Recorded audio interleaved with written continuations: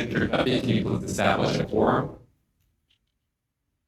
Could you establish a quorum? I will, Thank you. yes. So we want to make sure that everybody has their microphones on, first off, and as Justin was just saying, and Emily, have them as close as you can up here. You'll note there's a little bit of a delay between my speaking and when it comes out of the speaker. So the key is going to be to moderate. Moderate your speaking voice. And I think it's going to work. I'm going to establish a call to order. Councilmember Louis Lusso. Present. Councilmember Sawatsky. Present. Councilmember Scafani. Present. Councilmember Napier. Here. And Councilmember Bale. Here. Bayless. All right, now that we've established a quorum, can we get a motion to approve the agenda?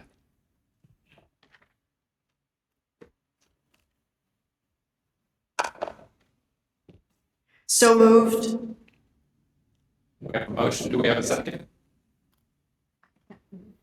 Second. For a second to the motion to approve the agenda. We have a second. Yeah. Great. All those in favor, say aye. Aye. Aye. All those opposed? Hearing none, it passes. Moving on to item number 4, public comment on non-agenda items. Does anyone wish to speak for public comment? These are items that aren't on the normal agenda.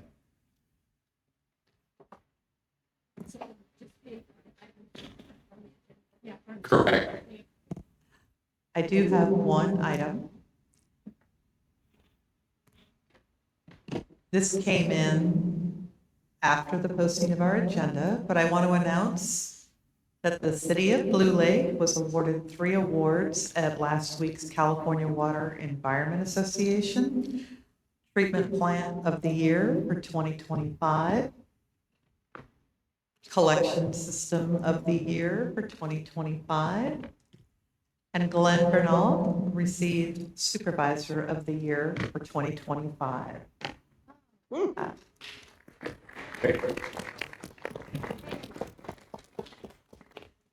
Does the public wish to speak?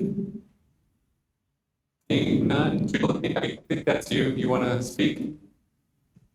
So for some reason, we're not picking you up. So speak a little longer than you normally would, and I think that it'll pass over.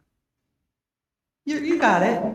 Great, right, during a meeting, this is challenging. Anyway. Julie, Christy, go Yeah. ahead.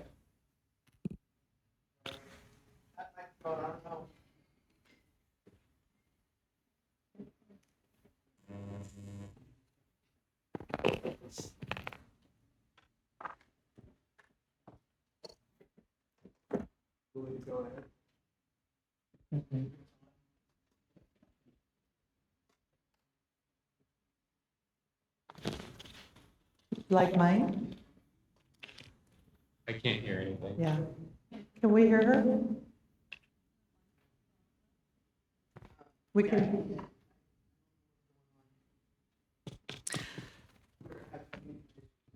So I want to let council members know that earlier today, Justin and Emily spent quite a bit of time to get the system all proofed out. And at the end, his computer crashed. So he has now had to reset up a new computer and he's trying to get everything fed back in. So all of this was working perfectly earlier today. Best laid plans.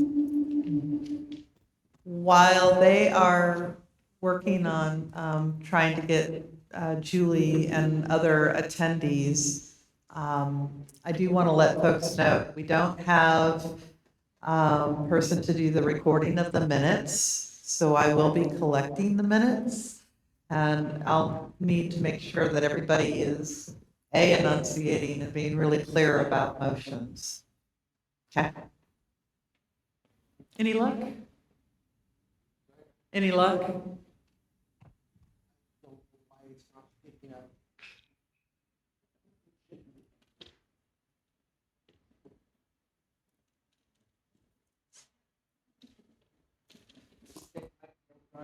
Test, test, test.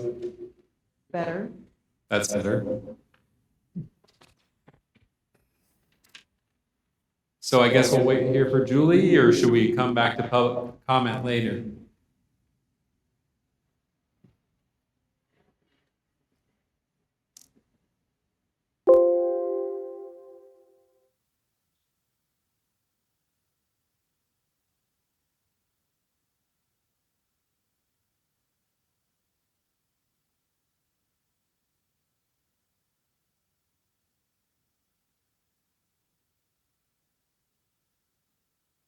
We can't really hear you guys on Zoom, so I'm not sure. I'm just putting it out there. We can't hear you guys.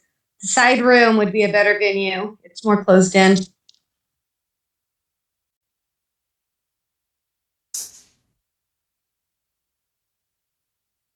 He's got the speakers off while Zoom is on. Julie, anything else or anyone else wish to comment on public comment?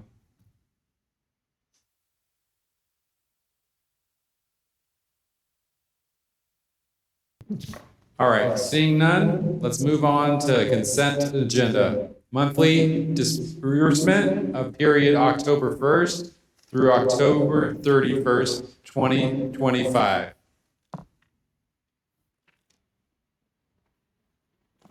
Does anyone have any questions for staff or wish to have anything pulled? I have a suggestion. If we could turn that screen off so we can lower the background noise, it We might be just talked better. about this as you were coming in to see if we could turn off the blower, but then it ends up dropping the screen. Right, but we can't see the screen anyway, so it's not helpful for the people in the room. So we might as well turn it off. All right. I'll just have staff let us know who is on Zoom and wishes to talk. I couldn't hear you. Lynn Glenn just raised her hand. Lennon, go ahead. Give us one moment, switch it over. Hello, I can virtually have no audio. I have an iPad right now, and I've heard just kind of a little faint echo, but I can't hear you at all. That's all I can say, because I won't hear your answers, I don't think. Thank you. I also cannot.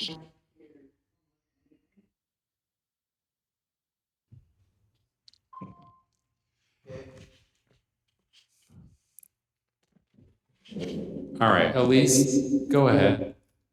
Let's try monthly disbursements.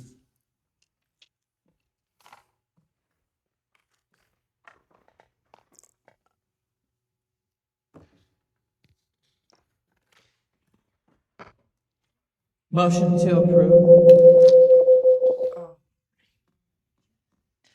I think we're looking for a motion to approve the consent calendar. We have a motion. Do we have a second? To approve the consent calendar. I have a second.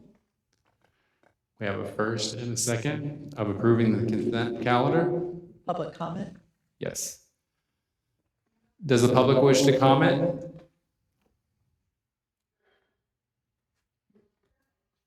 How was the sentence? Zoom wish to comment? I can't see it.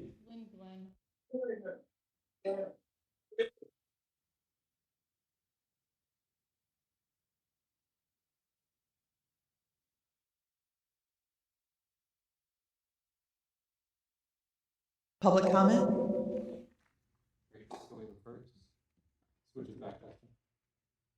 Okay, all right. We have a first and a second. All of them in favor of approving the consent agenda, say aye. Aye. Hearing none, it passes. Moving on to public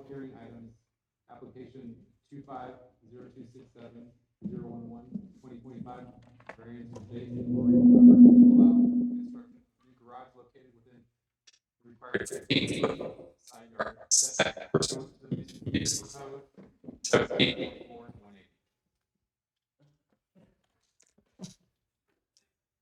City staff, would you like to vote on it? Yes. So good evening, council. I'm Penelope Kirsch. I'm a planner with SHN and I'm contracted by the city of Blue Lake. I'm here to present the variance for Mr. Comfort. So just some background on why we are here tonight. This item was originally brought to the October 20th Planning Commission. However, the commission was unable to achieve a quorum. So as a result, the variance application was continued until either the vacant commission seats were filled or until council adopted an urgency ordinance, which allows council to act on planning commission items when a quorum can't be met. Fortunately, council adopted the urgency ordinance on the 28th meeting, which enables you to take action on this variance application tonight.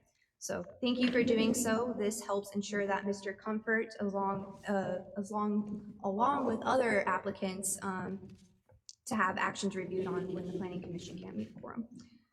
So about this project, this is for a reduced side yard setback for a proposed 576 square foot garage.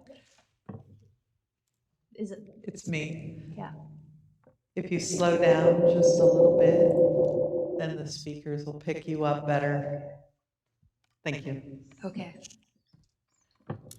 So this project site is located on Wall and C Streets, and according to Blue Lake Municipal Code, detached accessory structures on corner lots need to maintain a minimum setback from any property line with street frontage equal to the front yard setback required on adjacent interior lots.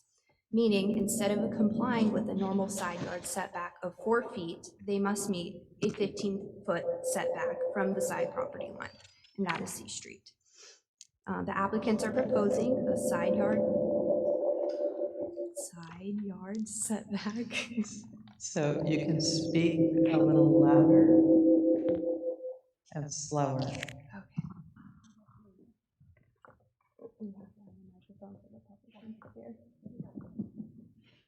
You got this.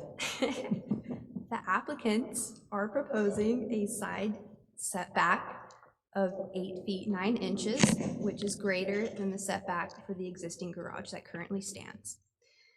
So I'm going to dive into some thrilling Blue Lake Municipal Code language so everybody can understand what the variance findings are that City Council has to make in order to approve this variance. So the first finding, a variance must avoid granting a special privilege that other nearby neighbors don't enjoy. It applies only when unique circumstances like the property's size, shape, topography, location, or surroundings make strict zoning rules unfair compared to similar properties in the same zone. And finding 2, the variance will not be contrary to the intent of the zoning regulations or contrary to the public interest, safety, health, and welfare, and literal enforcement of the zoning regulations would result in practical difficulties or unnecessary hardships. So with these code requirements in mind, I'm going to go over what the applicant is proposing and how they'll justify the variance. The proposed garage will have a side yard setback of 8 feet 9 inches, which is an improvement over the existing garage's 4 foot 9 inch setback.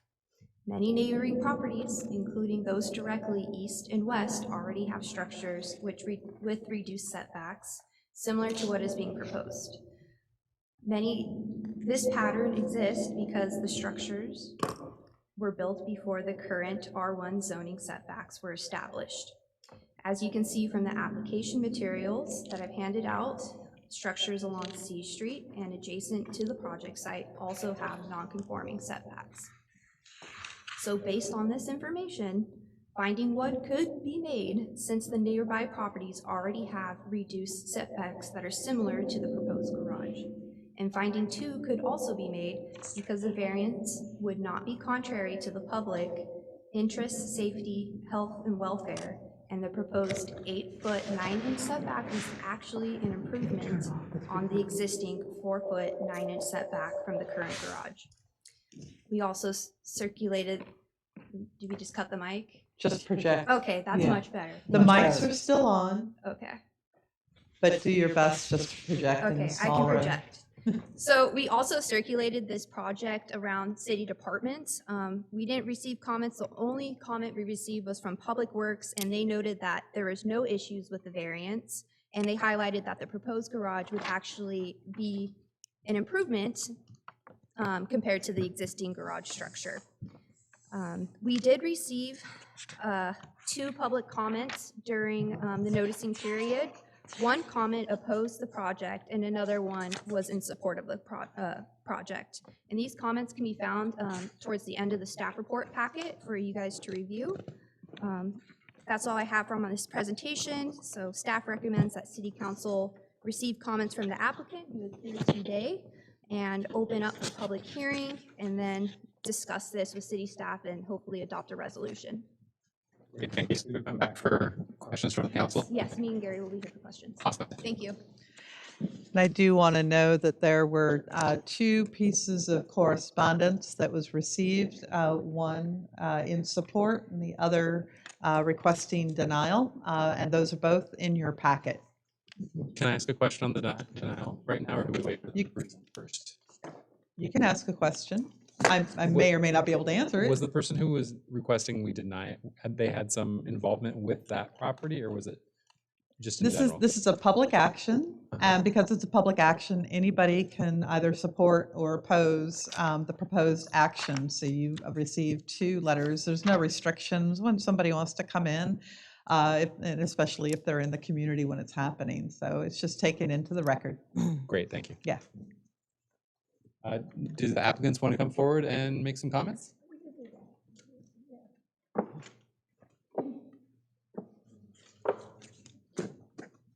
Generally, Gary, point of order, do you usually have time limitations on this, their presentation? I'll be Okay, pretty brief. okay, sounds Yeah. good.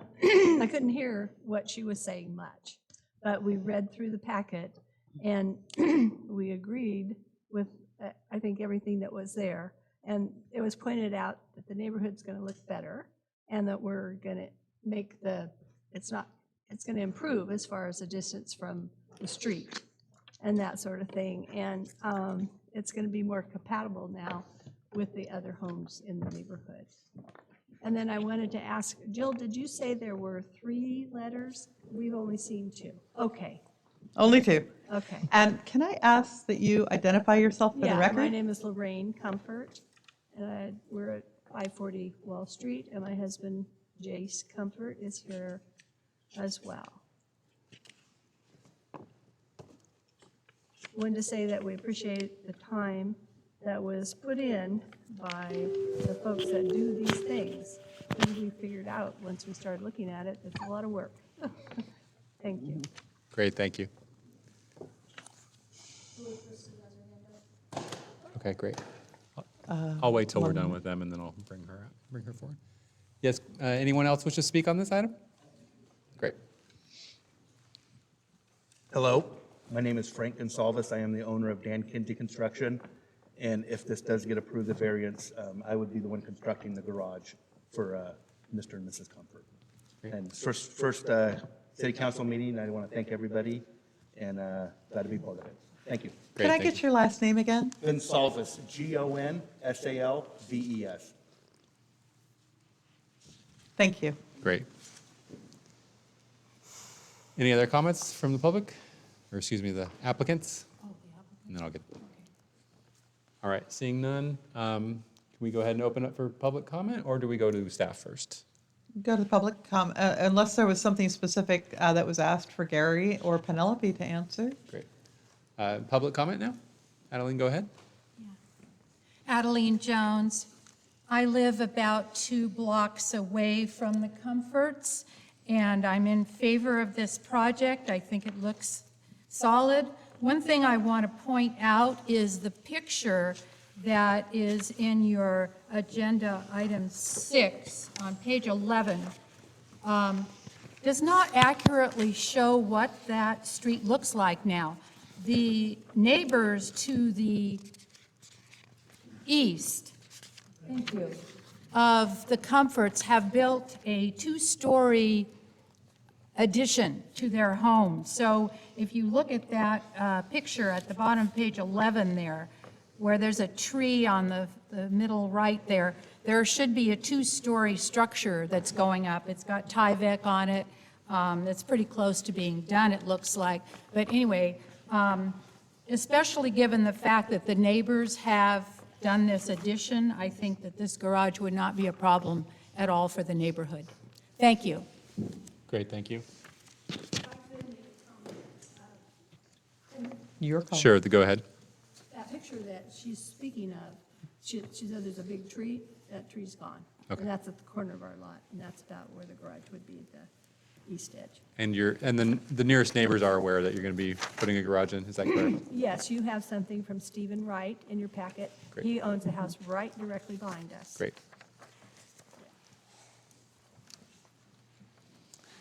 All right, any other public comment?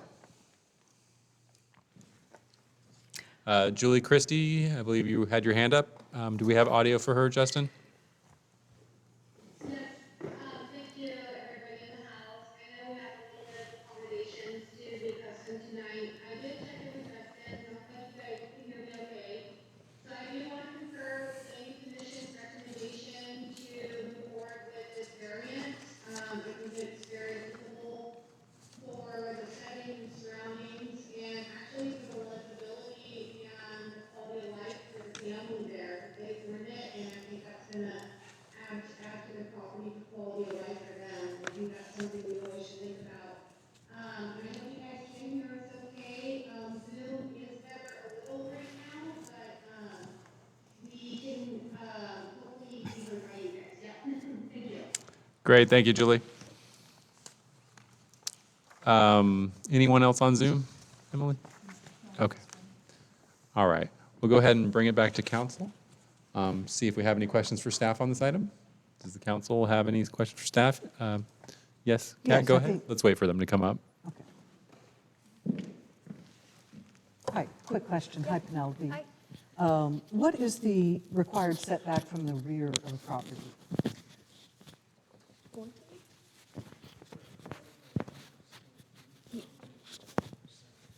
It's 4 feet or 20% of the depth for the rear property. Is it whichever is greater or whichever is less? Gary's got this. Okay. So the lot is zoned R1, so if this were, say, a single-family residence, then the rear yard setback would be 20% of the depth to a maximum of 20 feet. Private garages, okay. Private garages are allowed to have a 4-foot setback if they meet certain height. Okay. Thank you. Any further, yes, Gary, go ahead. So I also have a question. In here, it says that the proposed building will go into an abandoned alleyway, and I can see that the structure actually steps into that. Is that abandoned just because it's not maintained, or was there a formal way that that alleyway is no longer accessible? I guess, was that property conveyed in title Yeah. to those owners? Which side are you talking about? So where the proposed shop is? East. East of On it? the east side, yes. Yeah. I was not aware of that alley. I don't think it's going to affect that alley, and are you aware of that alley, Gary? Abandoned by the city. Okay, so, and that right-of-way belongs to that property? It would belong to the property adjacent to them, because it doesn't belong to the Comforts. Okay. So, they're proposing to build a structure on property that is not theirs? Is that No, what they're this proposing proposal? to build a structure on their property. Okay, we're trying to understand if that abandoned alley property was conveyed in title to that owner. Yeah, the property owners can speak to that. is that your question? Yes. Okay. Many years ago, when the family that bought that place, they wanted to have the alley abandoned. And so, after many planning commission meetings, which I attended, they decided that they would abandon it. So that stuff should all be in city records because it was approved by the city. We have had lots of information about it. We've probably, gotten rid of most of it because it was a long time ago. But that property definitely, what's there belongs to us, and the other side belongs to Stephen Wright, who wrote to you with the packet. Yeah, so there's no question in our minds, and probably not in your minds, that there would be any issues. So are you saying that the alleyway, that property belonging, where you are going out, then part of that alleyway belongs to the neighbors? Or Yeah, I forget exactly how it turned out, but definitely. If we, let's have you speak up on the microphone for the record. Yeah. Jace is saying that we each, the Wrights and us, we each gained 5 feet. Okay. But there's, yeah. Okay. All right. Thank you. Hi. Yes, Councilman here. We thought we had. I thought you had a question. So I still, I appreciate for the applicant coming forward and making the statement that it's 5 feet either way. I think it's incumbent on us to see actual documents that show that conveyance. So if, staff goes through whatever process that they need to, because we don't certainly want to approve building a structure on land that isn't theirs. That would put them in a terrible situation. So, and similarly, I also have a property that has an abandoned conveyance, so I'm very hopeful it'd come forward, but I think that's a question to get cleared up. Okay. And then while I have the floor, first, when I first read through this, first I want to apologize that you have to go through now the commission and this extra time to get answers. And I was very hopeful to say immediately, yes, let's move forward. But in a second review, I have to point out that there is something that, it's one thing to say that where it was 4 feet 9, now it's 8 feet 9 or 4 feet 5 inches, that this is an improvement. But these are two different structures. The original structure is not a garage. And so when you have a garage, I think that it's important to have the building inspector weigh in on the code requirements, because if you have a vehicle backing out of a garage, and they can't see until that vehicle is already in the roadway. So I think that it has been an unfortunate misnomer to call the old structure a garage when it is a workshop. It's a very different function that's occurred there. And then the second is to not, I understand that oftentimes when you don't get a response, whether it's from the volunteer fire department or from the building inspector, that's taken as implicit approval. But my question to the building inspector would be, what is the required distance for a garage to the roadway? The reason I bring this up, it's twofold. One, because currently it is not a garage. And second, even though it is further from the street from the original structure, it is much closer to the property line, thereby restricting the line of sight of that neighboring garage backing out. Thirdly, in this, I don't understand why the variance, when there exists on that property room for it to be placed without a variance. I'm not understanding a compelling reason to do that variance when I think it does present itself as a hazard to the public to place a garage less than, I think, normally 25 feet, where the line of sight is restricted, and it's apparent that there are issues on A Street as indicated by the speed bumps that have been installed. So my request as a council member would be to have the Blue Lake Fire Department officially respond, the distance of the setback. A garage storing flammable materials is different than another structure that might not, and it's in close proximity, so I would hope that they could take a look and sign off, and all that would be good. But also, I would request that we do have the building inspector weigh in with considerations to line of sight, and what is the minimum distance that that garage could be from the roadway? You know, what does code typically require? We can definitely follow up with fire and building and see what their take is on this. Usually after we approve a project or planning commission or city council in this case, they would come in and apply for a building permit, and that's when the fire inspector would come out, and that's when the building inspector would come out, and they would, look at it, inspect it, and let us know if it would meet building requirements. And then within that building permit process, that's when they would be able to make amendments or adjust their, hey, you need to push it back farther so there's vision clearance, or you need to move it this way, or the fire can comment and say, hey, you need to have a fire-rated wall, or this X, Y, Z. Sure. But if that's something you want, so you can make an informed decision tonight, we can definitely follow up with fire and building and get those comments for you.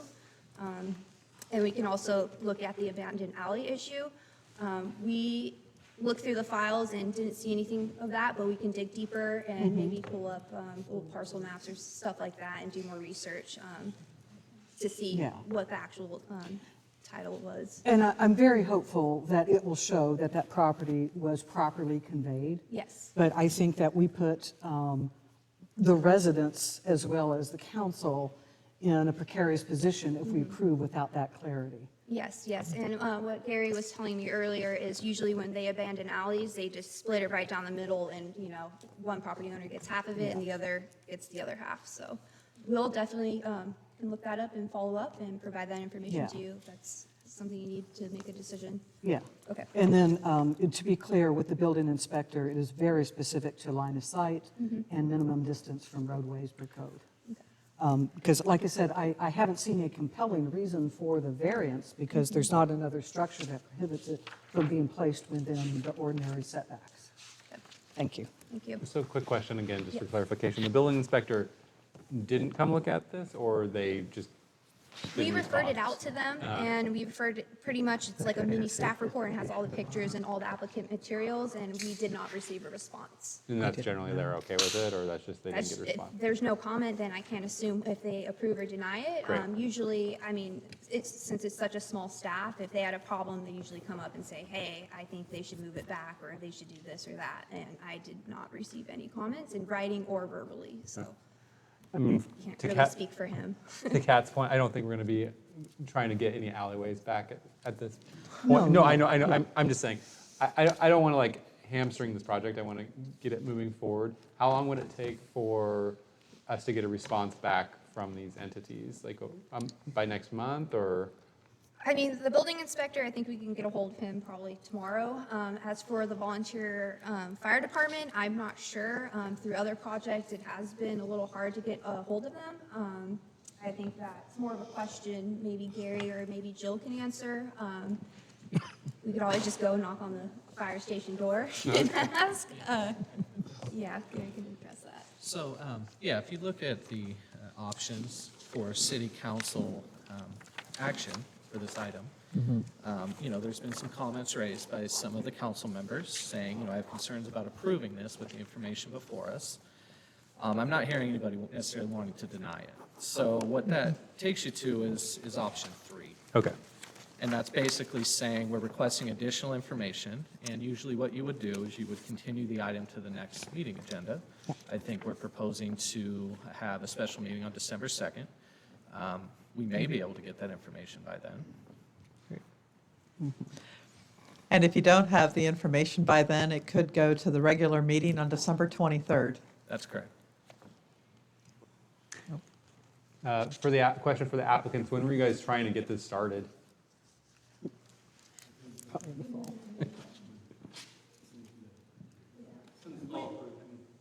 We've been waiting a little while, but we'll be patient. Okay, great. Does the council have any other questions for staff or the applicants? All right, do we need to make, is this, sorry, first planning commission Yeah, meeting? go ahead. Do we I need to would make a say motion? let's have a motion to approve option number 3, to continue the meeting until December 2nd, pending the development of information to respond to council members' request. So moved? We have a motion, do we have a second? Second. We have Thank you. a first and a second. All those in favor say aye of approving option number 3 to request additional information and continue the item to the next meeting agenda. Say aye. Aye. All those opposed? Hearing none, it passes. So we'll be taking this on at the next meeting. Thank you. Thank you for coming forward. Could I ask a question? Sure. Will it be before the council again, or is the planning committee coming back on? Council? Yes. We didn't open it up for. It'll be before council. Okay. Thank you. We didn't take public comment on this. Do we need to go ahead? Didn't you take public Yeah, you comment? did. We did, Yeah, okay. you did. I did. Okay. I thought you did already, but go ahead and take it. Julie Christie, go ahead. Just a suggestion to our staff and council that, especially taking over the responsibilities of planning commission when they're absent, that when we have a motion, we should then have public comment. I know sometimes stuff gets shifted through, but it's not really fair to the applicant and the public to reflect their thoughts prior to a motion. And actually this happened at supervisors like literally yesterday. So please take it with a grain of salt, okay? But just throwing it out there. Yeah, we appreciate it. I appreciate Kat. Yeah, thank you, Kat. You had some valid points. So yeah, I agree with it, but you know what? These guys have been waiting too. So let's do our homework for next meeting and let's get the variance. I think it's warranted. Thank you. Great, thank you, Julie. Ryan, go ahead. Yeah, I would just say, in response to the comment, it's really up to the council's discretion as to when public comment is received. Oftentimes, it's staff report, initial council discussion, public comment, then motion. And then, of course, if you've already called for public comment, you don't need to do it again once a motion's been made. Great. But it's really up to the council's discretion, but I think that works the best. Great, thank you. All right, moving on to item number 7, approval of resolution 1246 for submittal of community development block grant funding to support housing element 7 cycle. City staff, would you like to fill us in on this? I'll go ahead and introduce the item. As council members are aware, we do need to initiate the planning efforts for the 7th cycle housing element so that we can make sure that we meet our deadlines by August 27th, August of 2027.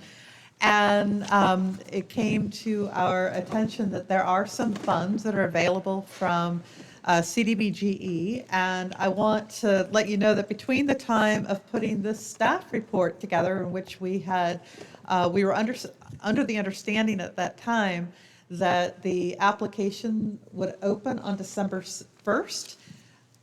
In the last couple of days, CDBG has changed this. So we actually have some more time. And so we spoke with a representative of CDBG earlier today. So Gary's going to go ahead and provide an update. So it's going to allow us a better opportunity than trying to do a mad scramble to pull together information. Go ahead, Gary. Yeah, so as Jill noted, city's got to comply with 7th cycle housing element update requirements, and we need to find funding for the city to do that. HCD recommended the CDBG program, which can fund planning documents like this. So that's something we would definitely encourage the city to pursue. We had scrambled to get the resolution together and all of that because, as Jill noted, we thought we had very little time for the application period to open. It is now opening on February 2nd. And it will be closing, or the deadline for submittal of applications is in April. That's what we found out today. So that gives us a little more time. So right now, we're looking at, yes, let's try and get funds for the 7th cycle housing element update. Now, there's also a program in the 6th cycle. It's program HI-18 that says within 2 years of adoption of the 6th cycle element that the city would do improvements to its wastewater treatment facility. So looking into this funding further, we also saw that those type of improvements potentially could be paid for by this funding as well. And that's also of huge interest to staff as well. We would like to see the city get funding for that as well. and also to be able to meet that deadline. So we're looking through the notice of funding availability, the grant manual, all this stuff to make sure the city meets the threshold requirements and all of that. This is an opportunity now to take public comment, hear from the public on things they think the city should apply for. We're recommending for sure the 7-cycle housing element updates and potentially the improvements to the wastewater treatment facility. The public may have other ideas, the council may have other ideas. So, over the next few weeks, months, before we submit an application, we have an opportunity to refine this, determine, what amounts the city would like to put into this application. Right now, we were proposing approximately $175,000 for the housing element update. That would allow the city to hire a consultant that is a specialist in doing housing element updates, and we recommend that that's the route that the city goes. Other than that, the city engineer is working on an updated cost estimate for those wastewater treatment facility improvements, and hopefully we would have those in time to submit the application. There are some readiness requirements that you have to demonstrate for a infrastructure improvement, such as what would be proposed with the wastewater treatment facility. We will need to discuss that with the city engineer and make sure we can have bid-ready documents, an independent cost estimate, all that kind of stuff. So that's the stage we're at. This has mostly become an information-only item, so we can present information to the council, and also an opportunity for you to take input from the public on what potentially the city could apply for. Are there any questions for staff? Any questions, council? To be clear, we are not asking for the adoption of the resolution because, as I had noted, the staff report was put together when we thought we were going to be meeting a December 1st deadline. So knowing that we're going to have the opportunity to be putting together a packet for submittal in February, this will come back to you with more details as far as what the ask is going to be and the amounts. And then, of course, it will provide an opportunity for council and the public to make any additional suggestions around some potential funding opportunities. There are a few things that we could be looking at. So this just buys us a little time. So we're not asking for any action on this item this evening because of the new information. It's being able to have that conversation and we can take comments on it. Great. So last call for council question. Yes, go ahead. One quick question. Are there any matching funds required, or this is There straight up are grant no money? matching funds required. Yeah, there's a few. We asked them a lot of questions today, and we're going to be following up with them with a list of things they couldn't just answer off the top of their head. But Yeah. yes, no matching funds required. So that makes this funding source even more enticing for a community like Blue Lake. We also asked about reimbursing for the city costs incurred prior to signing the grant agreement, such as if the city is required by HCD to begin hiring a consultant to work on the 7th cycle, and that happens before these funds are awarded, would we be able to get reimbursement for costs incurred prior to grant agreement? So we will be giving that in a more detailed question to them as well. So we're really trying to, ask it from all angles to see if this is a good fit for Blue Lake and would work, so. Great, thank you, Gary. Does the public wish to comment on this item? Adeline Jones. This is indeed good news, and we should treat it as such. I'm so excited that we can use some of our money from the Community Development Block Grant Program for something in a positive way to get things moving for affordable housing in Blue Lake. I'm a big advocate of that. And I also think any improvements to our wastewater treatment plant should be something we pursue. And it's good news that we have till February, so it's just good news all around. So we should be celebrating that. Thank you. Great, thank you. Any other public comment from the people present? All right, seeing none, do we have anybody on Zoom? All right, bring it back to council. This is just a discussion item now. There's no action needed. Last call for questions. All right. Moving on to item number 8. Approval of the employee insurance coverage through Redwood Empire Municipal Insurance Fund. City Manager Duffy, would you like to fill us in on this item? We got lots of things to fill you in on. At the last meeting, can you guys hear me okay back there? Okay.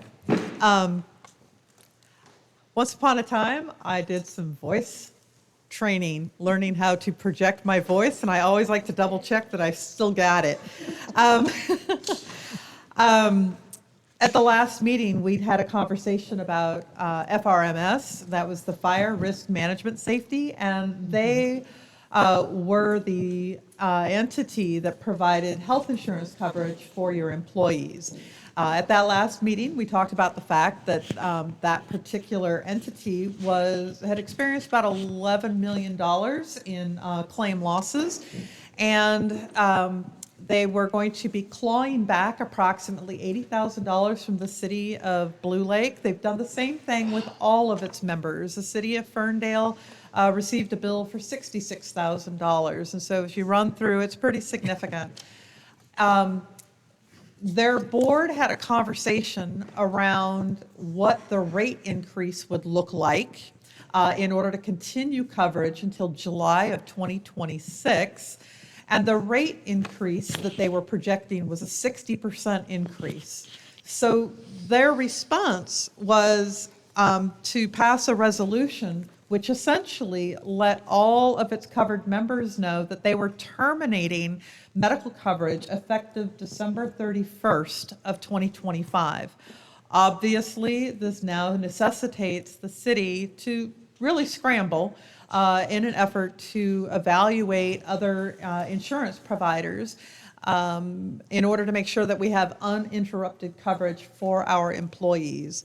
I presume that most of you have had a chance to read through the report that are here, perhaps not for the members of the public, but I do want to note that the city provides 100% health coverage for employees and their dependents. And employees do contribute $300 for their dependents, for a single dependent, and 2 dependents or more are $600 that they reimburse the city for that. So as I had noted, I initiated quote requests from multiple insurance providers, and this included both private providers as well as self-insured pools. Private providers, of course, assume the financial risk and administrative responsibility related to paying of the claims, and they charge a fixed premium, which is typically higher than you're going to see from a self-insured pool. Self-insured pools typically will form an organization to manage and then pay the claims out directly from those pooled funds. Recognizing, of course, that FRMS was a self-insured pool, I anticipated that there might be a little hesitation of getting burned, if you will. So I really wanted to make sure that I had some good quotes we can draw from. So I made some requests to different providers and then provided a review for both EPO, which is Exclusive Provider Organization, and PPO, Plan Options. PPO is a Preferred Provider Organization. And we received 6 quotes from 5 insurance providers, and that included Keenan. Keenan is the insurance provider who had been doing some of the underwriting for FRMS. Ernst & Lewis, they're located over in the Central Valley. Alchemy, and many people will actually know them by their more local name, which was Polly Shaw. Heidi Olson Insurance, she's located in Fortuna, and the Redwood Empire Municipal Insurance Fund. Some folks may remember REMIF, because we actually have a long history with REMIF, and requested the equivalent coverage levels and the costs that had been previously provided by FRMS. I do want to note that Heidi Olson had provided 2 quotes, which is the reason we have 6 in their entirety. I was taking a look at 3 primary criteria. One was the total premium cost to the city, because I was trying to work within the preliminary budget estimates that we had received, and then taking a look at plan comparability. So what FRMS was providing in terms of the health insurance coverage and how could we kind of get as close as we could for employees. And then, of course, then there was the administrative support. Folks that have had close working relationships with private providers can attest to the fact that they could call up their insurance provider, make questions, get answers, as well as with REMIF. And so REMIF is able to provide the same level of service that we would see with a private provider. And that's really important because you don't necessarily need to have your staff talking to your management about what kind of health issues they're having. So they're being able to have conversations directly with a representative of the insurance industry is really important from that. So as noted, I've got a summary, this little short chart. This was based on monthly premiums and then the annual cost estimate. And I do want to note there's some variations here. I mean, this was apples and oranges and a few other things. So for Poly Harbor, their proposal is higher than you would expect, and in comparison to the others, in part because they were also providing us some quotes for some of the part-time employees. Whereas the others were quotes for positions that were filled. So I couldn't say we have 10. They would only give me a quote for 8. In one case with Keenan, we had 2 people that were receiving insurance that were both on PPO. We only have 1 on PPO now. So it's been a lot to kind of, figure out those pieces. But as we started sorting through and then, kind of making just some rough, simplistic adjustments, where we came down to was with REMIF. They do provide Anthem Blue Cross. We have the coverage that was provided by FRMS was Blue Shield. The EPO 250 and the PPO 500, and the monthly premium is about $15,538, represents $186,000, and that happened to be the lower of the 6 provisions. With respect to REMIF themselves, they've been a longstanding joint powers authority. I think they got their start sometime in the 1970s. So we were talking about a self-insured pool that has been around for a number of decades now. And they have provided, in the beginning, they've provided health insurance coverage to public agencies. But once upon a time, they were also providing workers' compensation. They provided the city's general liability and property liability. And in 2021, REMIF and PARSAC that provided, they were another joint powers authority, they merged and they became CIRA. And so the city is also a member of CIRA. So CIRA is the California Interagency Risk Authority. And our general, property, and workers' compensation is all handled through CIRA. Well, why didn't they take on the health coverage? Because PARSAC and REMIF's packages were really different. And so they couldn't do it at that time. So they've been working towards trying to figure out how to get the different plans aligned, because they're also having to deal with retiree insurance and a whole host of other variables that I can't get my brain wrapped around. I'm really glad I never went into insurance for the record. But they're anticipating that in July of 2026, that they're going to be able to merge all of the health insurance underneath the CIRA umbrella. Again, an organization that we have had a long relationship with. One of the pieces around the enrollment period, REMIF provides services to public agencies. Public agencies run on a fiscal year, July 1 through June 30th. We are proposing to step in the middle of a fiscal year.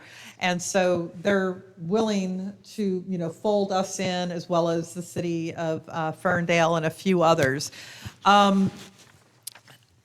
If we decide that you want to pursue another insurance provider, it's really important to build in at least a 6-month period for evaluation, securing, and conducting the enrollment. Because it's really closer to a 6-month period to make this kind of transition. And the fact that we're doing it in essentially 8, well, not quite 8 weeks, but about 8 weeks is actually pretty remarkable with their ability to be trying to pivot with us. And we're needing for them to get all of this processed before January 1st, which is when the employees would be losing their coverage. Another note as far as REMIF, I had it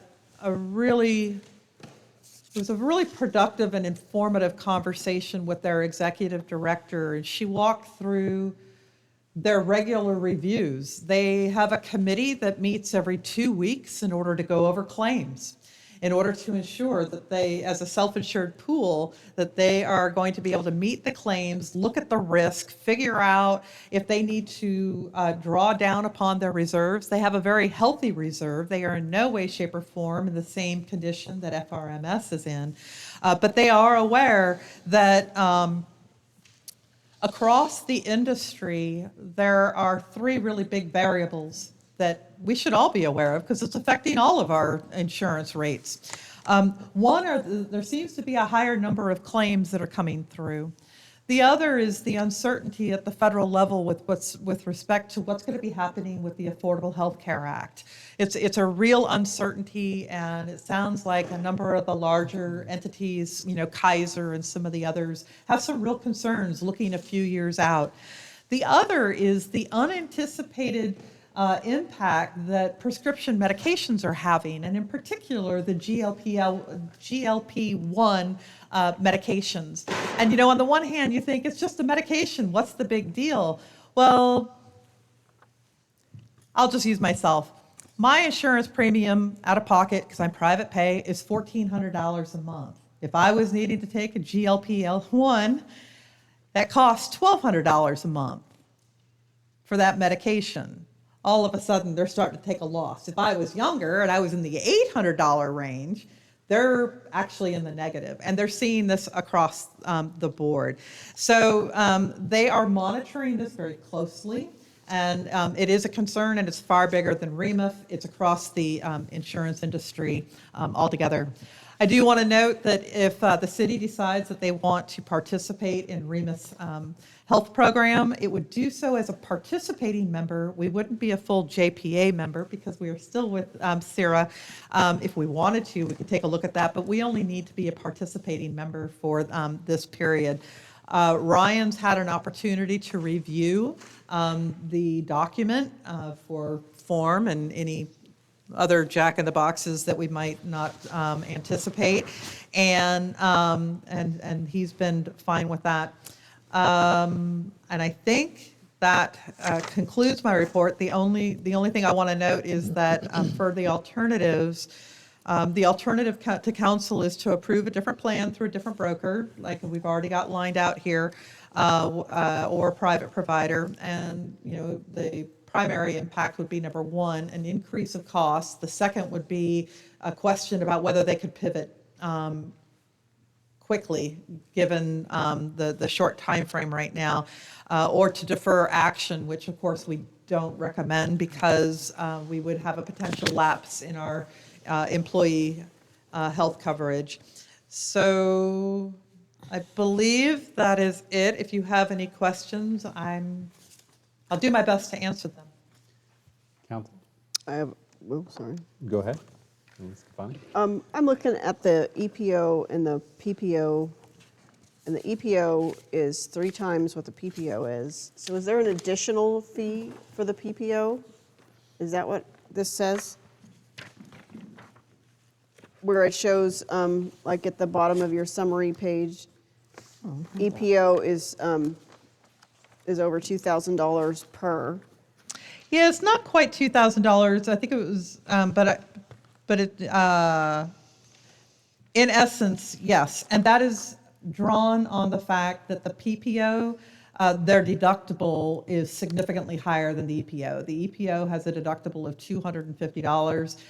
The PPO, I believe, was either, I think it was 1,000 or 1,500.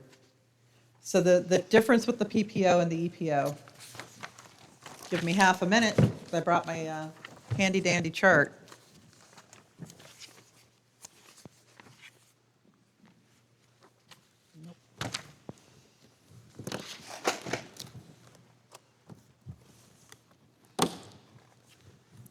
The EPO deductible in network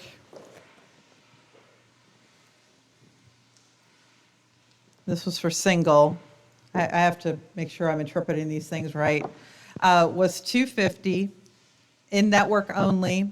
The PPO in network was $500, out of network is $1,000.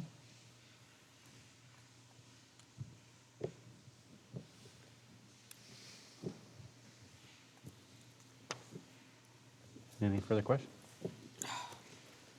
Well, I guess up until this moment, I've been under the impression that a PPO was a higher level plan and it cost more than an EPO. That was always my assumption as well. This is the proposal, and that was one of the reasons that I was really having some challenges looking at all the different plans, because I was seeing the same thing with the other plans. Okay. And then my other question is where the city provides 100% health coverage for employees and then with a small payment on dependents, is that part of the part of city employment policy, or what is that? That is correct. Okay. There was a resolution that was passed, I believe, in 2017, in which that was established. It is a policy. It is certainly something that can be revisited as part of a process, and you would provide some notice to employees of a potential change. It wouldn't be something that you would do right here, right now, but it could be undertaken as part of a review around your total your compensation for employees, having that conversation around perhaps changing the deductibles and things like this. But you want to make sure that you're providing the employees an opportunity, notice, so that they could also weigh in on that. Mm-hmm. And so part of this is cut off, so I can't see the rest of that. But I'm wondering where it appears that the EPO costs more than 3 times what the PPO costs. Yeah. Is the city required to offer both and to pay for both? I'm sorry, I'm having a hard time hearing you, but I don't know why that got cut off. My apologies for not catching that.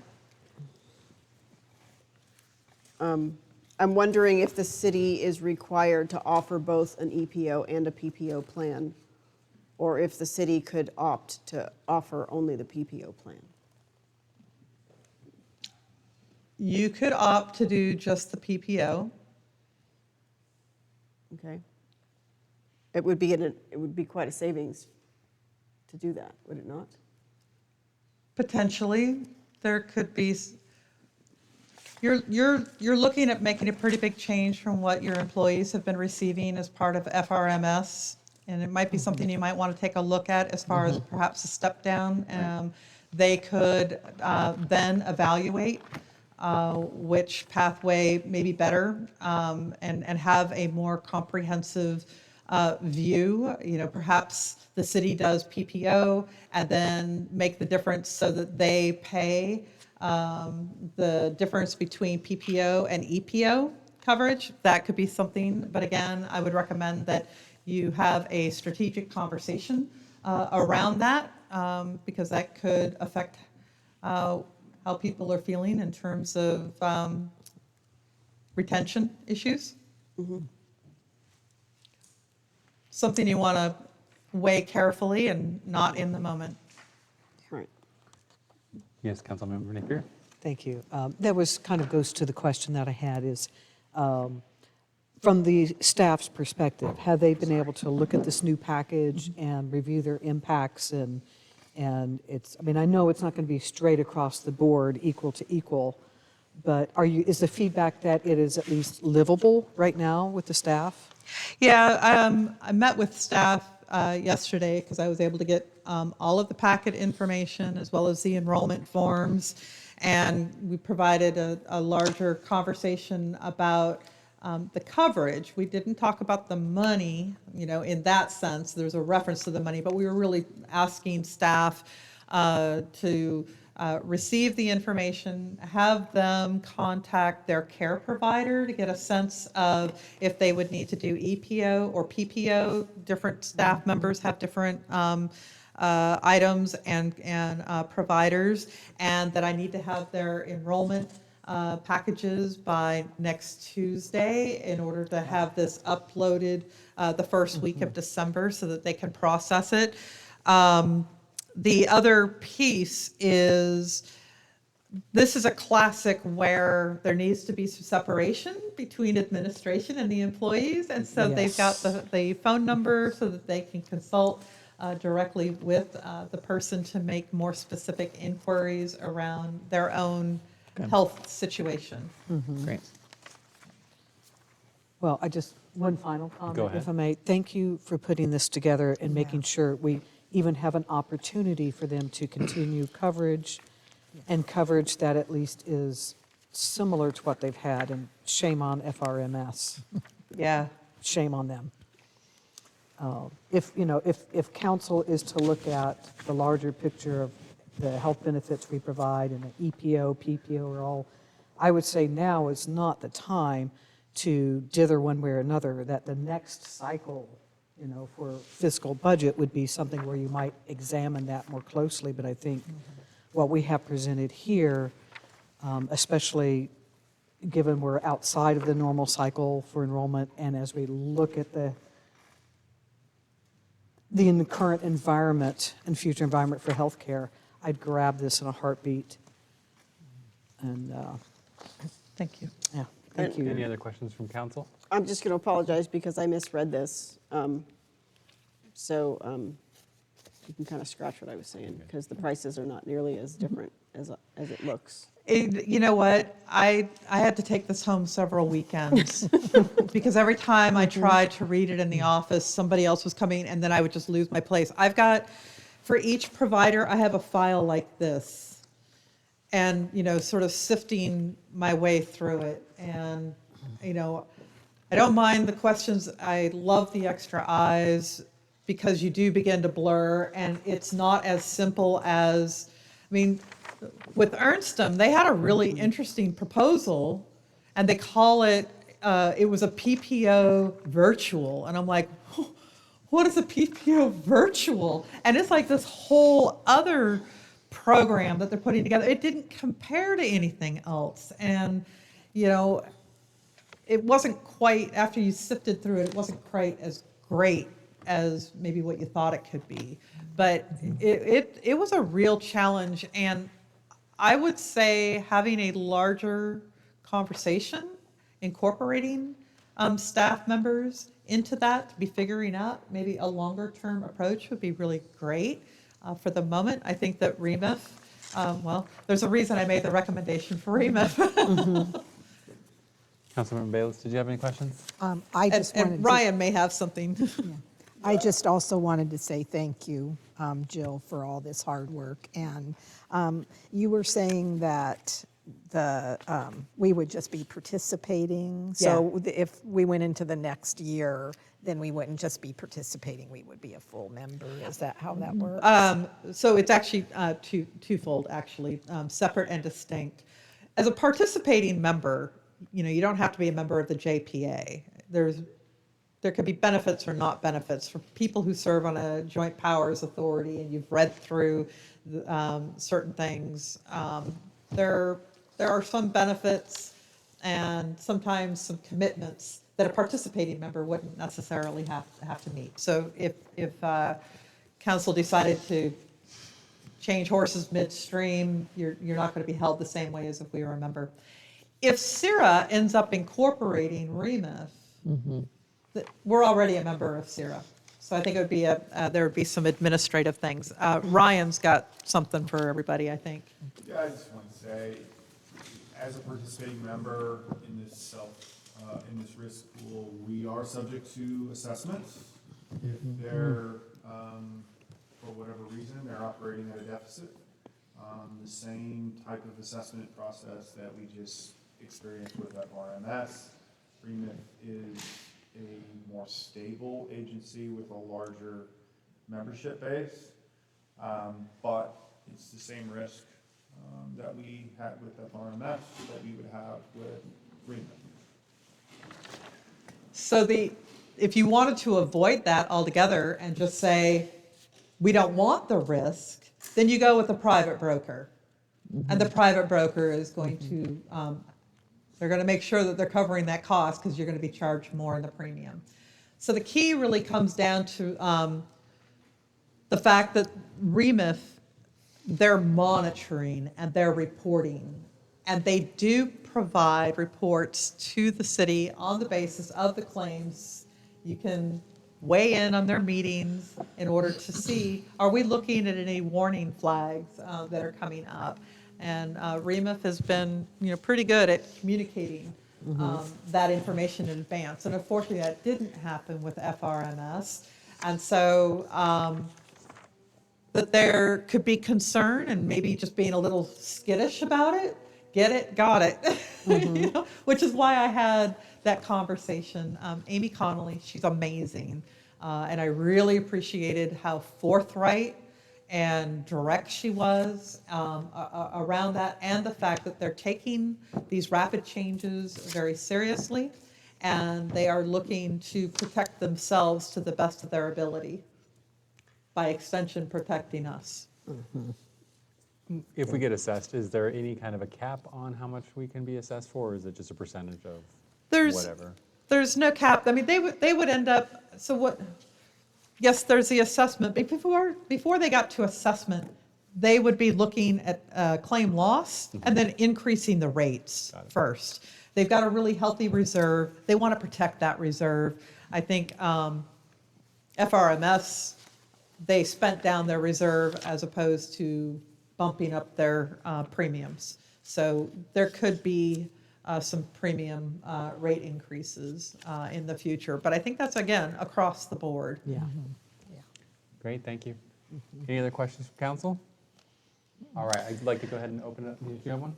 Yeah, I just wanted to, is the cost of REMIF coverage already incorporated into our draft budget? That's, we can address that when we get to the budget, but do you have any concerns for staff that may be experiencing, we want to avoid all gaps in any kind of coverage and any kind of ongoing transitional situations that might be overlapping into this transition period? I always worry about those transition periods, like making sure that there's no gaps and. Well, the gap would occur if we don't secure so that it starts January 1st. So their coverage right now ends December 31st. So we need to have coverage effective January 1st. Got it. Any others?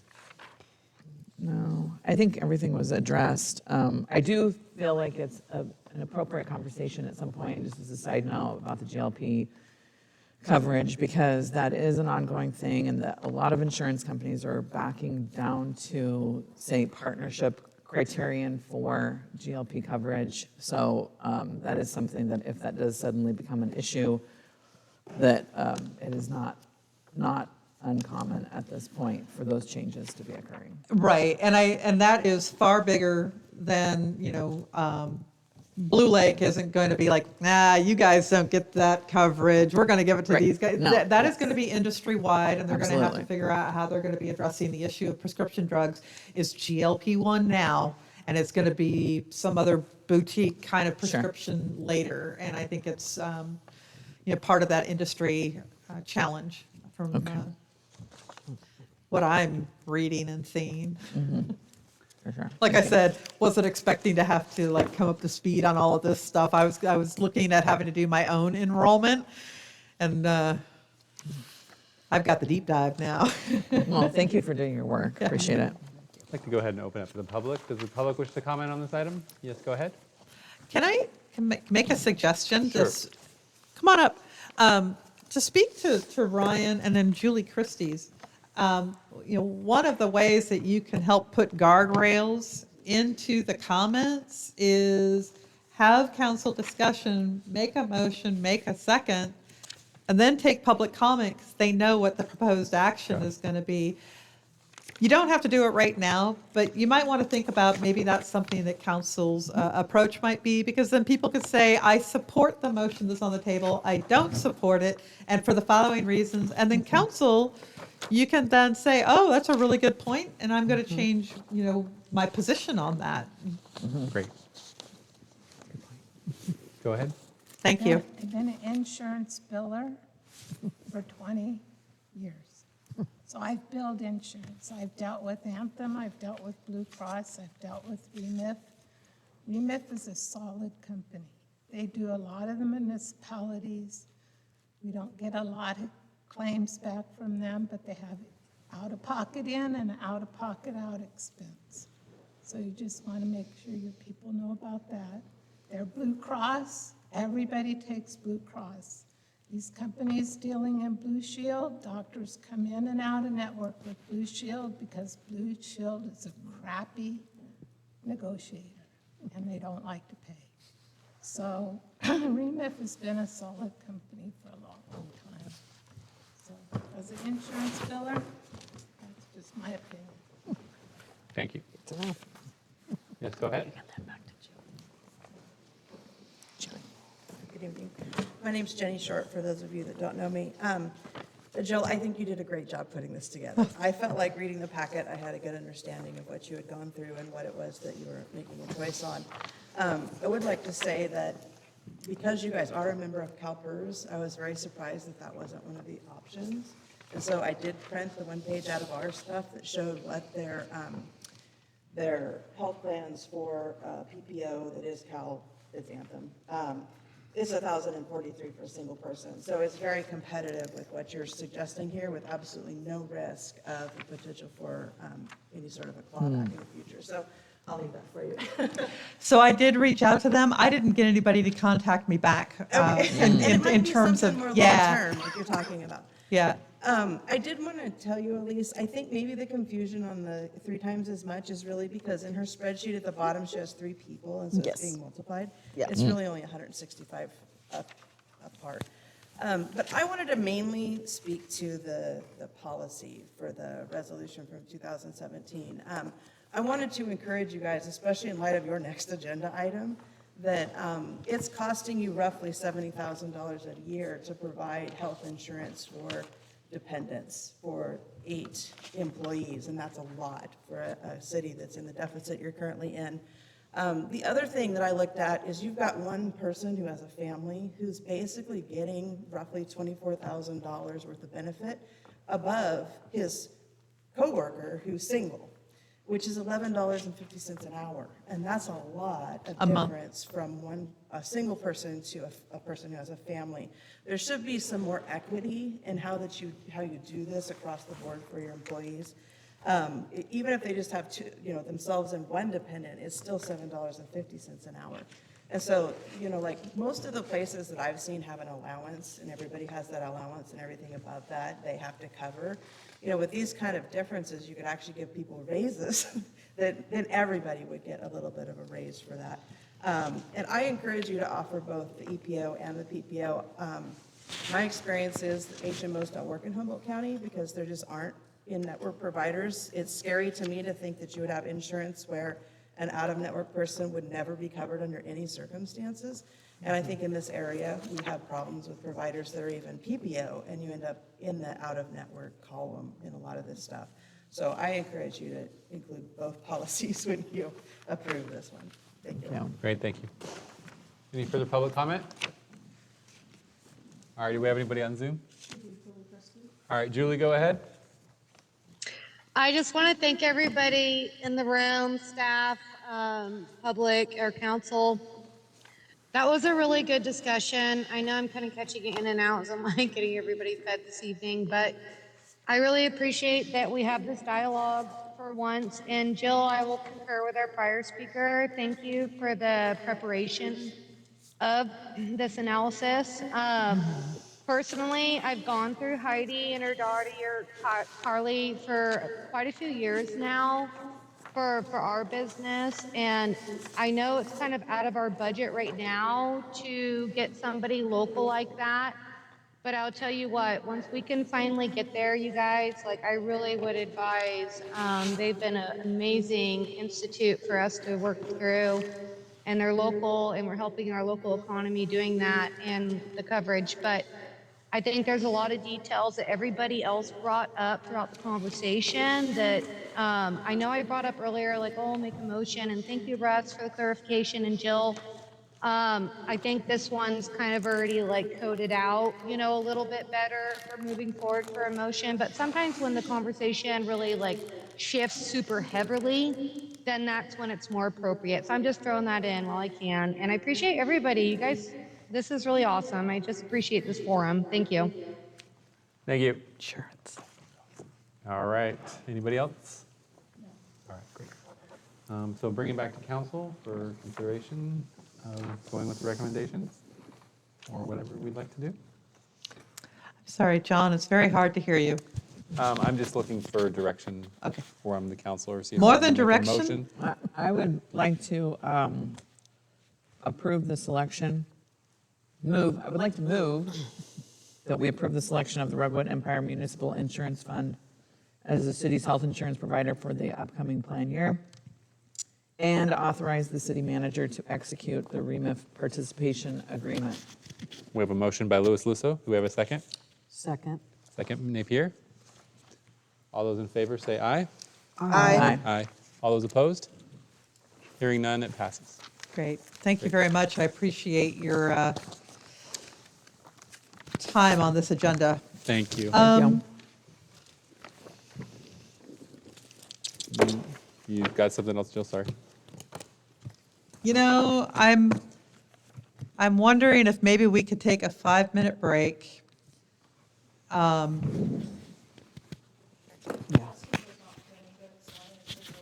Oh, perfect. So what I want to let folks know is that the presentation has been set up so that we can project it onto the screen. It has audio. Hopefully, it's going to work. Wasn't anticipating to get this sideways. Emily was so excited when she said, "We've run the video. It's great. We can hear everything." And so, yeah. right, During that presentation, perhaps if we all turn off our Zoom mics too, we could That would reduce- probably be a good idea. All right, so we'll adjourn for 5 minutes, be back in 5 minutes? Yeah. Thank you. Everything is going to be coming through the speakers. So it doesn't. Okay. I just speak too often when I think it's kind of early. You don't want to stay for the budget? Actually, are you staying? You know how bad it is. You know how bad it is. Food for the distribution tomorrow. Yeah, we're not doing this ever again. This is a disaster. And we're gonna freeze our butts off. Yeah.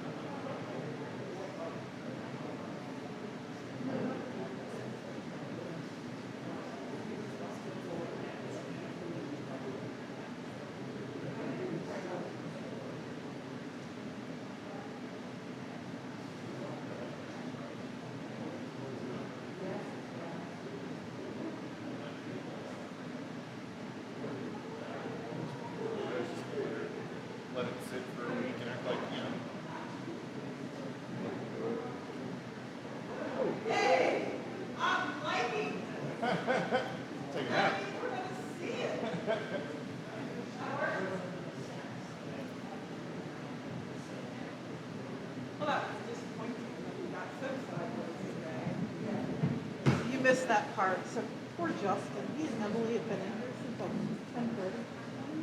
Had everything looking phenomenal, and then just computer about it. Yeah, just put toes up so he can try and get the other one. Good evening. Thank you all for being here. Anyways. I will be presenting the key elements and recommendations. Thank you, Justin. We love you. I have this, or I have a protein bar, is it? I'll be right back. Do you need nutrition, a sugar rush? I forgot dinner. Oh, yeah, you need some protein. Revised draft. Good evening. Here Thank go, you all for look. being here. Chocolate or blueberry or both. Thank you. This is what you need. That's what you want, and that's what you need. Yes.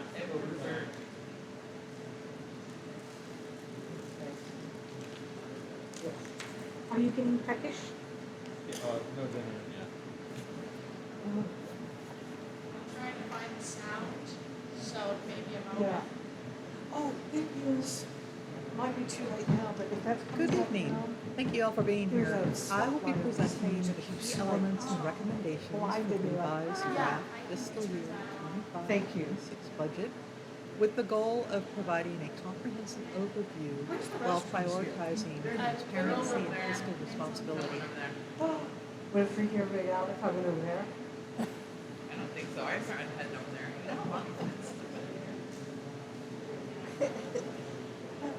Probably not. Okay, well, off I go.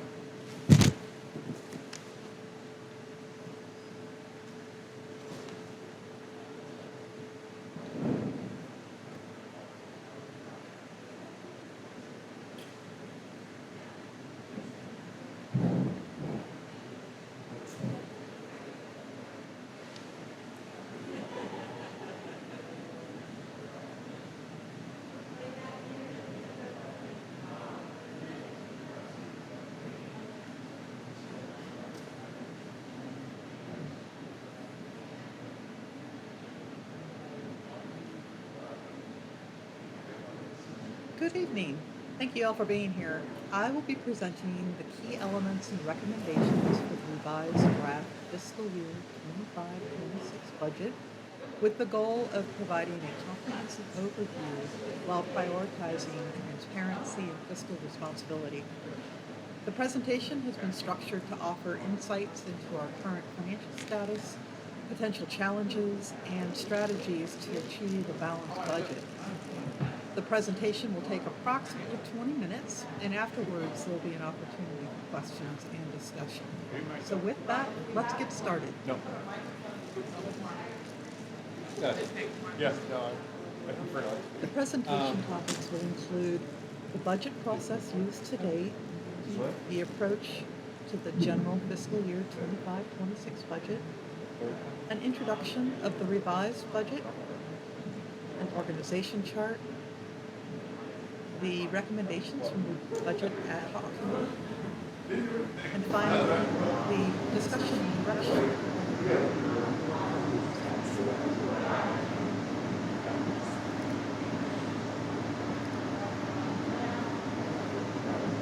Initial budget March 24th, and there were additional discussions at 5 later. Draft either limited or absent. There was a special budget vote.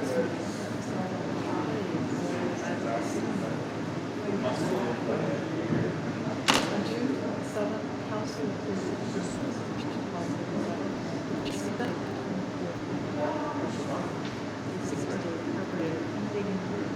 the draft presentation. Good evening. Thank you all for being here. I will be presenting key elements and recommendations for the revised draft fiscal year 25 budget, with the goal of providing a comprehensive overview while prioritizing transparency and fiscal responsibility. The presentation is structured to offer insights potential challenges and strategies to achieve a balanced budget. The presentation will take approximately 20 minutes, and afterwards, there will be an opportunity for Last night? So you made it when your video sound on. Why do I turn up the volume? Somebody asked me about travel shoes. I think tonight was trying to leave. People are there trying to control and second to show. This is another staff. An introduction of the. Well, it was working fine for Julie Christie when she was doing public comment. The recommendations from the budget ad hoc committee. And finally, the discussion and direction. All right, I'm not sure. Initial budget discussion. Okay. So I'm just gonna go stand. I think we're getting ready to reconvene the meeting. Emily's gonna do that. So I do want to warn you that she's having some trouble getting the speaker. If that's the case, then the mic has to self-reverse. There's no recording, but Microphone next to that.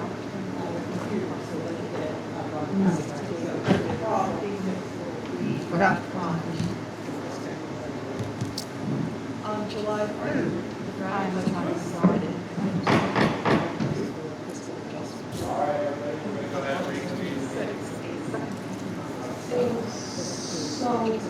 So sweet. We're waiting for Emily. She's on the phone. Don't scream up, we're ready to go. On October 28th.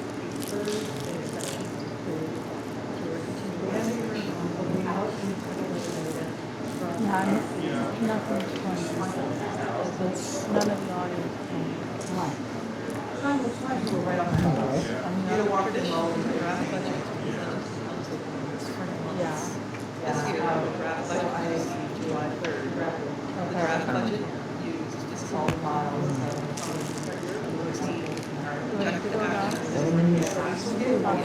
So there's a revenue expenditure and then the final sheet.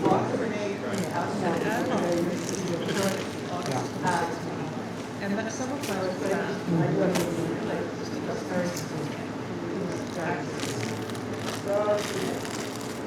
This revised budget uses effective Friday based on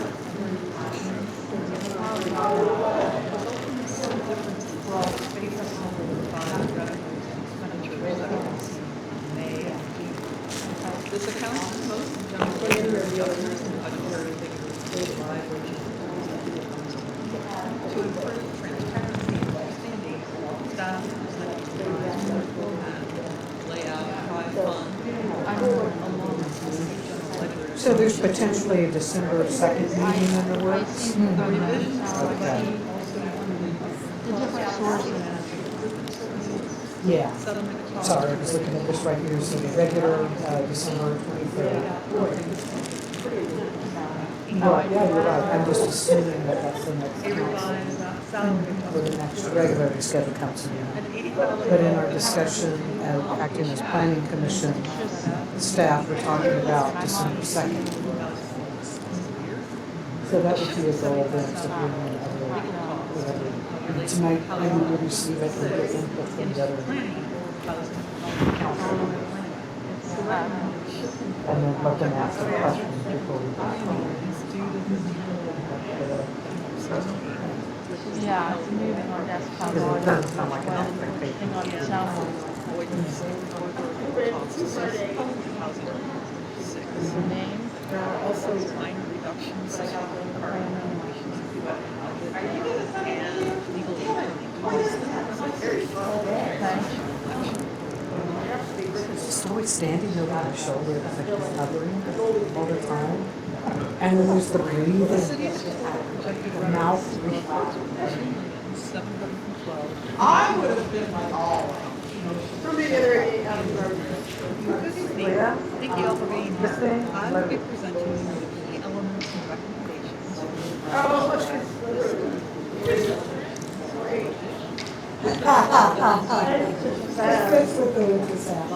Seriously, someone else your car?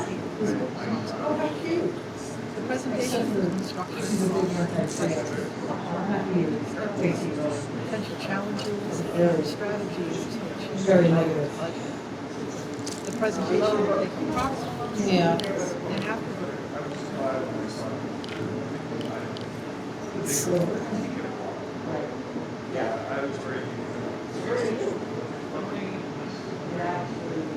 The presentation topics will include budget process used to date, the approach.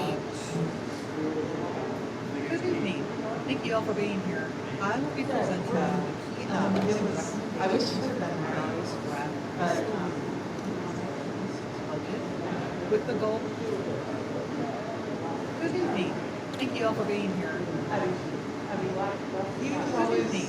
Thank you all. You can always tell.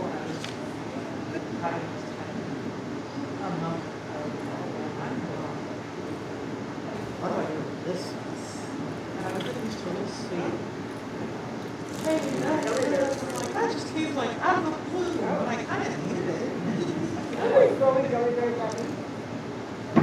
Kind of made me more aware of that influence. I figured, hey, we're all remember those little, it's always good evening. Thank you all for being here. I will be presenting key elements and recommendations for regards with the goal of providing. I'm not surprised. I'm all transparency, sunshine. The presentation is structured to offer insights and flow. Good evening. Nice. Good. So, talk to Molly.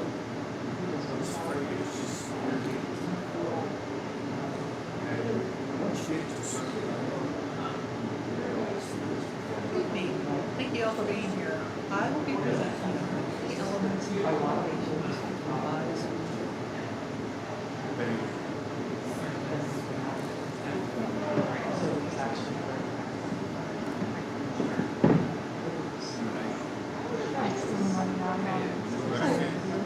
Trying to have you get the volume up more.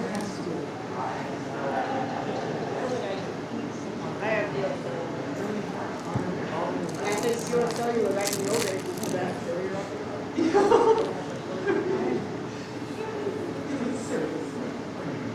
All the knobs and said to touch. So yeah, and it was fun. The guy was tiny here in person. I'm like, ooh, it's not me. It's not me. Oh, dude, these are your people, don't? Yeah. So, but he was the one that, and I think there was kind of like this collective, you could just sort of feel the room just kind of like, go there. What's been said. Markedly understood. Correct. Yeah, I don't feel like. I don't know, I asked him to come back and I said, he said he's not doing well. Kind of at a loss right now. Yeah.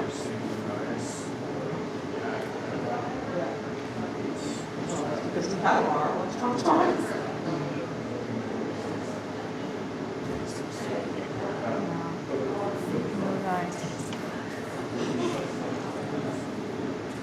I'm sorry? I don't know. What's happening? Justin's not feeling well and I'm trying to figure out how to get the sound on the speakers. But all the things he said to do is not working. Okay, so can we just like ignore this piece and just put, The visuals are, ready on well, the but you've got the He little turned it all speakers. off when he left. No, he didn't. He did. He turned the whole soundboard and the amp off. He said only the sound coming from Zoom would pick up on the speakers.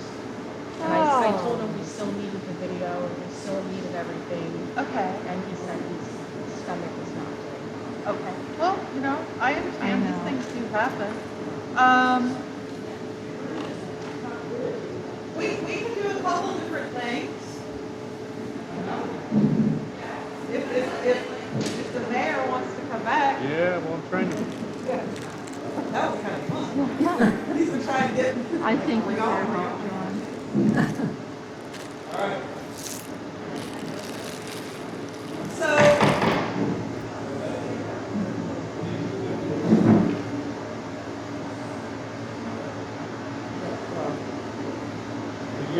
minutes, sorry, apologies. We're gonna have everybody take a seat. I'm gonna essentially shout. We have a little situation that when Justin left, he turned off all the speakers. So we're not able to get to the speakers. So I can speak really loudly, but these speakers are no longer able to connect over. Oh, they don't? They don't? That may be getting over onto Zoom. But so we do have a situation. So my question for council is this.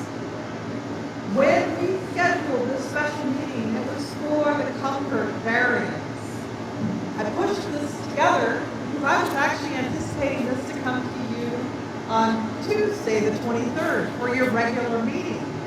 I had a conversation with Elise, and she said, we normally cancel the meeting on right before Thanksgiving. So the question would be, would you want to take this up on the 23rd? I don't know. I mean, I thought we were meeting the 19th and the 23rd. So I didn't get a chance to talk to anybody else, so I'm just covering my bases right now.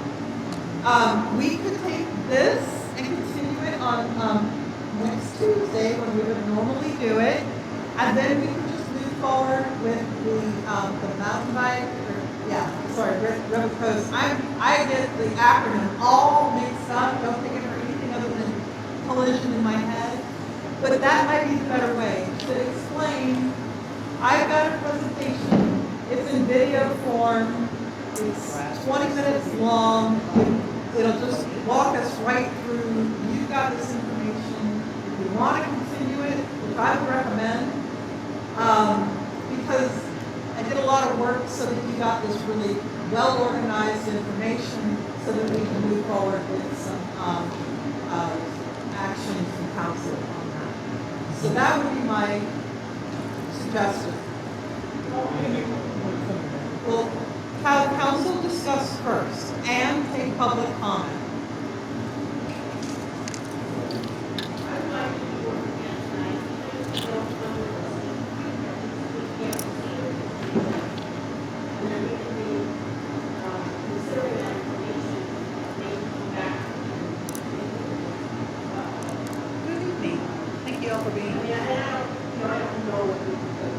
Correct. Everything's in a video. I don't have slides to walk you through each one. That's the shortcoming of this.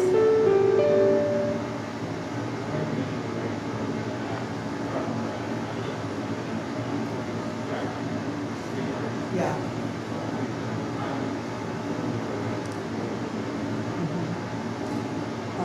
Would you be willing to do it tonight and tomorrow and next week? Or do you feel like it's not an efficient use of time? I mean, I can do my best. Yeah. Okay. Good evening. Even with all my shouting, you can't hear me? Yeah, we could sit together. Emily, why don't you go ahead and turn off that blower? That'll help. But then we don't have this mix. Right. You're not going to have the visuals, and there are some pieces that are really important. Part of what you're going to see in this presentation, and the reason I built it the way I did, is there are charts and graphs around our total budget, our total expenditures, break it down in terms of our the general fund, the funding sources for the general fund, and then I break it further down into the funds and what their revenues and expenditures are, so you can see where we have positive numbers and where we have a deficit, because that's going to help us inform the actions that we take to resolve. We do have a deficit, as was noted in the staff report, of about $206,000. $170,000 of it is related to the general fund, and the remainder, about $130,000, is primarily related to the water.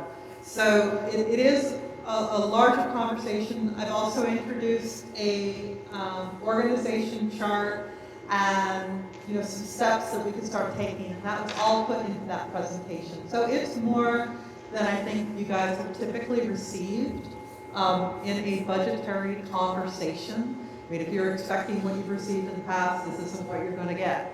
So it was going to be a more robust, as well as the introduction of the layout, so that you can get a better understanding of the individual general ledger numbers and how things total up, without having to do that manually if you want to do it previously. So I think you'll be happier if you postpone it to next week.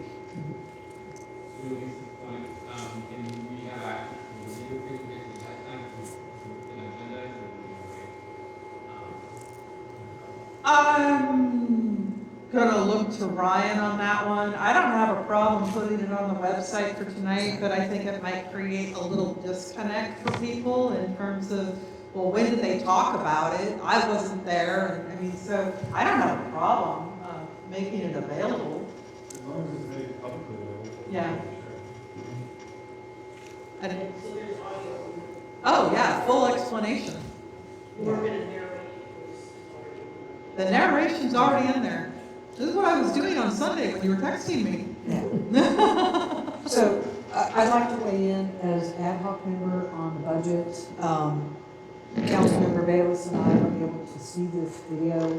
You saw a draft. We saw a draft, and it was excellent. I think it would give the public the benefit of formulating questions, identifying areas that might warrant further discussion or examination.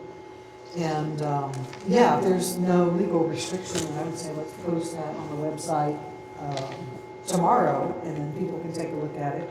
And the expectation will be we will still present it at the meeting on Tuesday. So my question to council would be, do we have a quorum available next week on the 23rd? I'll be here in town. I'm here. Okay.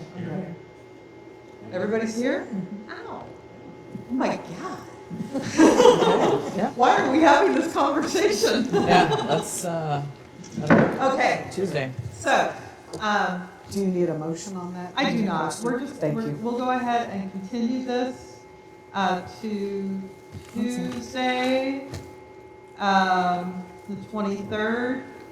And I will work with Emily in getting the video uploaded. Oh, 25th. Am I saying the 23rd? Thank you. I'm thinking December. I told you, this is why I don't Meeting on about Emily, are you able to do that? Yes. Yes. Excellent. Look at that. We're going to have a short meeting. Thank you. Yes.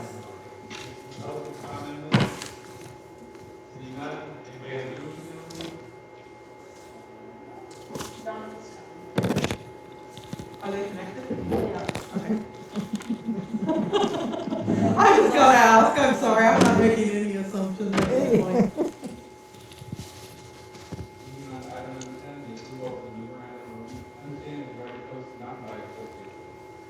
All right. So this is not the first time this particular item has come before you. There were some questions that had been raised, prior to, and yours truly had inadvertently uploaded the incorrect MOU. But in the course of that conversation, I think that there was some really good dialogue that occurred between council and some of the representatives of some of the bike groups. And out of that came some additional direction to general counsel, who was able to incorporate the general tone and tenor and provisions into an amended MOU, which is in your packet. I do want to note that the MOU that is in the packet, the changes are in highlighted form, so that way you could very quickly see exactly where Ryan had made the proposed changes.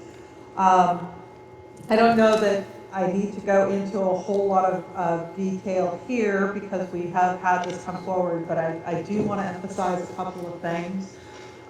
One is that, an MOU is a memorandum of understanding.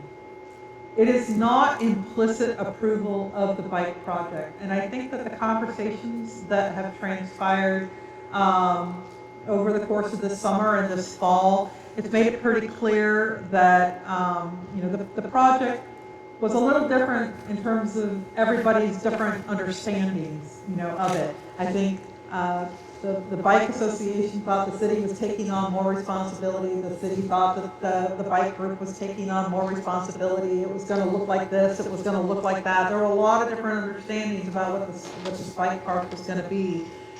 And I think the MOU is going to allow the parties to coordinate and plot a path forward as far as the project. And we recognize across the board, I've heard from a variety of people, that the project needs to actually be defined. There's differing understandings about what the project is, and I had a really good conversation last week with Gina Bauer about this. We need to define the project. There's going to have to be amendment of the building permit, because as well as the planning permit, and in terms of planning commission review, because the project did deviate from that which had been previously approved, and we need to be able to get back into that. I put this item after the budget so that people understood where we were financially, and the fact that, the city is in a deficit in the general fund, and there is no grant money that's lined up to provide the funding necessary to see this project move forward. And I would really like to see that there would be a working group that could be formed of representatives from council or staff with the association, so that we could develop that pathway, present it to council, so that you guys could say, yeah, we like this, or can you make sure that we've incorporated this step as well. When I came on board initially, projects get sideways sometimes, and you figure out what the necessary corrective actions were. What I did not anticipate was that there were so many differences of opinion about what this project was. And then our own grant applications deviated from each other. So I really want to see everybody sit down and actually have a working conversation around what this project is and scale it back, to basically its essence, and make sure that it's something that is going to be a safe, that is going to be, we're not going to have any unnecessary exposures, if you will, working closely with our insurance company. So that we can see some sort of a project proposal that can come before council, get your final blessings, and then we identify what the funding is going to be in order to have some sort of clear path that's approved. I really think that's probably it. I think that I would open it up, unless you guys have some more specific questions. It's a little bit of the, chicken or the egg, but I really want to emphasize approving the MOU, which basically says that we're going to work together in good faith. And it's not implicit approval of the project, but there is a recognition of the importance of coordinating and communicating more directly with city and council before moving anything forward. I don't know if there's anything else. Ryan? I would just say, my sister told me, I told her tomorrow, I didn't let her proofread my edits, so let's talk about that was up there. Yeah. Section 6. Other than that, this MOU is an agreement to cooperate on fundraising, and also on, when we get there, volunteer hours and work towards the project when the city's ready to move forward with the project. So approving this MOU isn't a go to continue with the project in any way, shape, or form. It's setting up a framework by which the city and the EDA can work together and help fund and complete the project at the council's direction.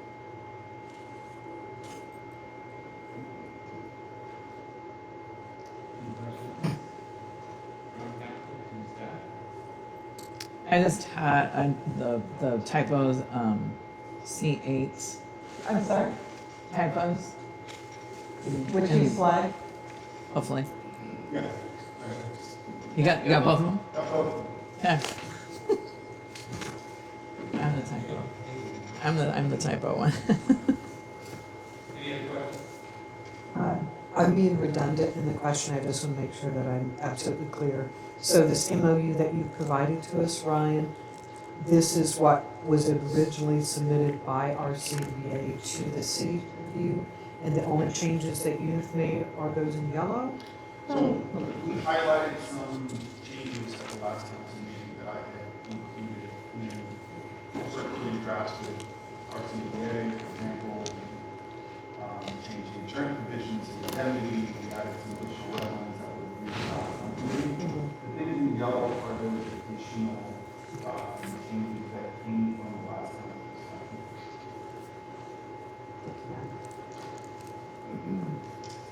RCBA wish to comment at all since this is our item? Yeah, go ahead. Just make sure you're speaking really loud. Thanks for having us. The one item that in the new highlighted section that gave us a little bit of pause, we're absolutely on board with everything, transparency, sharing open books, everything like that. Our only pause was the quarterly fiscal reporting, because we are all volunteers, and our treasurer is a volunteer, and we were hoping that we could make that biannual or I don't know if the necessity is quarterly for books or anything like that. It's not a deal breaker, but it would help us out with volunteer time if we could make that biannual. Okay, that's all about Anybody else Do want to you see get his name? We'll open up the public one